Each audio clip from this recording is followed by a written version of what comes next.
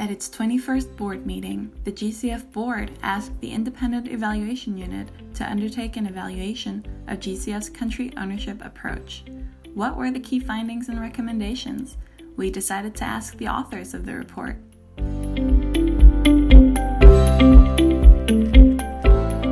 Good morning, welcome to the IEU. So David, you're part of the data lab, right?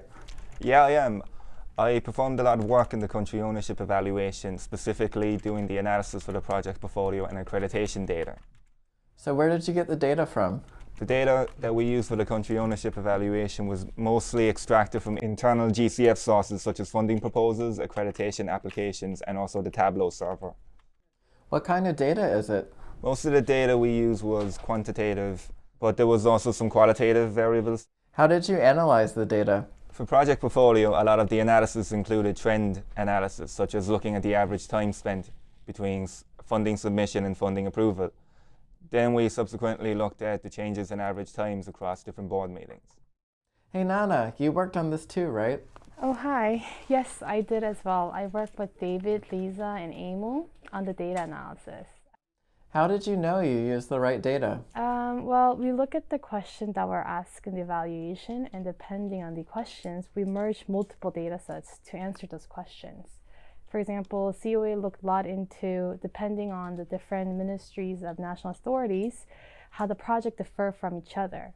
And for instance, at the level of co-financing it received. So to make sure all the analysis is robust as possible, we would sit together and go through all the analysis together one by one to cross-validate. So that was a lot of time spent together. Do you have a favorite graph?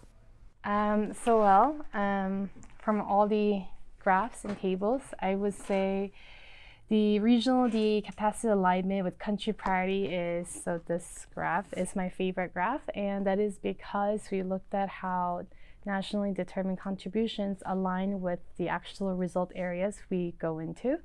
And it provided a lot of insights as well as additional information. So yeah, that is why it's my favorite. Solomon, you're one of the main authors behind this report. How does the GCF conceptualize country ownership? When we talk to key stakeholders of GCF, there are three major attributes of country ownership. The first one is that countries lead in the process of deciding where GCF investments are needed. And the countries have the capacity, institutional capacity to plan, manage, and implement activities. And the third attribute is that countries and GCF have a responsibility and accountabilities to each other. So why is country ownership important? Country ownership is important because it helps build local climate management capacity. It encourages greater cooperation between states and non-state actors in climate finance. And also it's important because it encourages accountability among entities handling investments. And also country ownership empowers countries to use local knowledge to address climate challenge. And finally, country ownership does help also in delivering action that target their specific needs in combating climate change. So country ownership is important among GCF many principles and priorities, but having to respond to all these principles and priorities often create tension and conflicts for the fund. And in some instances, we observed also a trade-off between country ownership and other GCF principles. Some projects might promote country ownership, but it may not address the issue of paradigm shift or innovation. How do country programs play into this? Country programs aim to identify areas of high impact and paradigm shift potential and to develop country-owned pipeline. But country programs have not delivered on their aims, largely due to GCF not articulating the purpose of country program either for countries or for itself. So by not providing country program investment guidance, country programs pose a reputational risk for the GCF by creating expectation that GCF will support all projects in the country program pipeline. Is there anything the GCF Secretariat should change?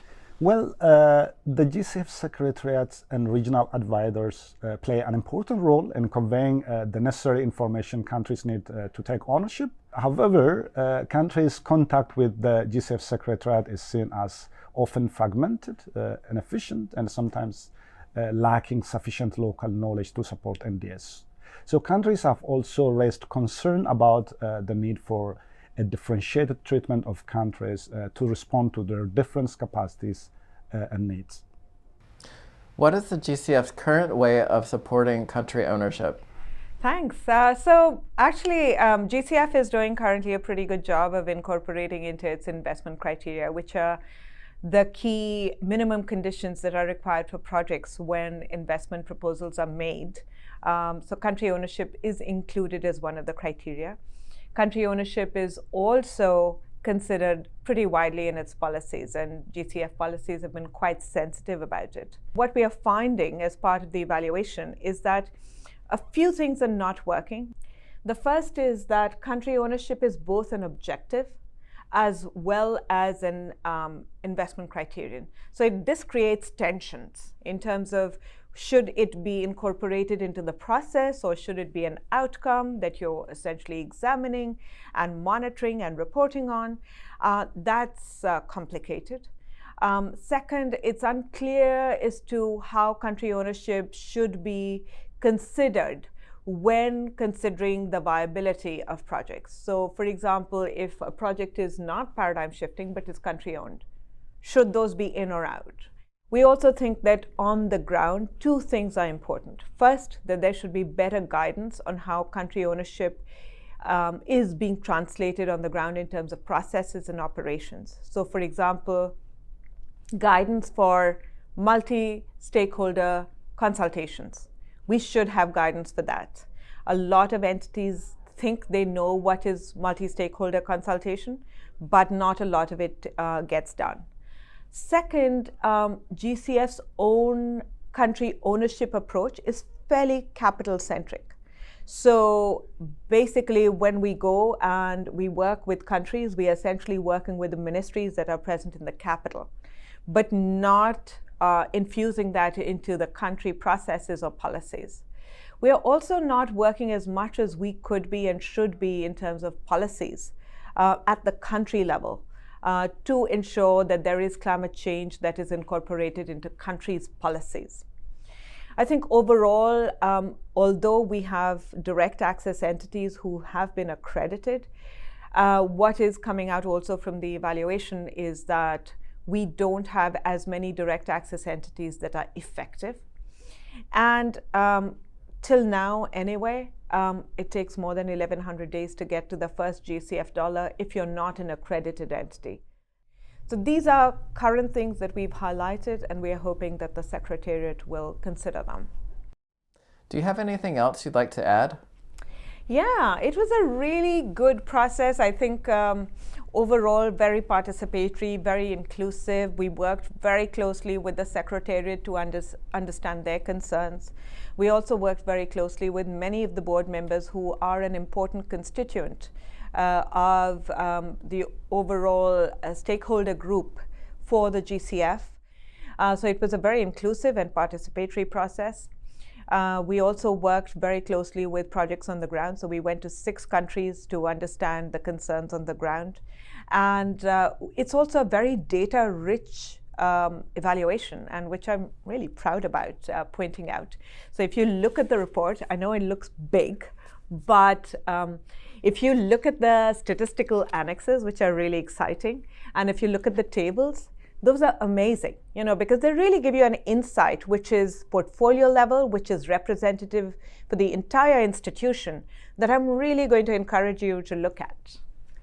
The IEU's motto is trusted evidence, informed policies, high impact. How does this evaluation help the GCF create high impacts? What I'd like to highlight are 3 big things that we are suggesting. First, do a rethink on the country program strategy. That is, if you're going to put in a lot of effort into building country programs, think about what they're aiming to do and how they can help countries. Second, think about co-developing, co-managing investment proposals in climate change on the ground between international entities and direct access entities, because that will also foster a far greater collegial relationship as well as a transfer of knowledge. And third, think about direct access entities in a far more strategic way, which help GCF to essentially further its objectives in paradigm shift. I think those are the three big ways in which I think GCF can be helped by this evaluation in increasing its own impact on the ground. To learn more about the country ownership evaluation, please visit the IEU website at ieu.greenclimate.fund.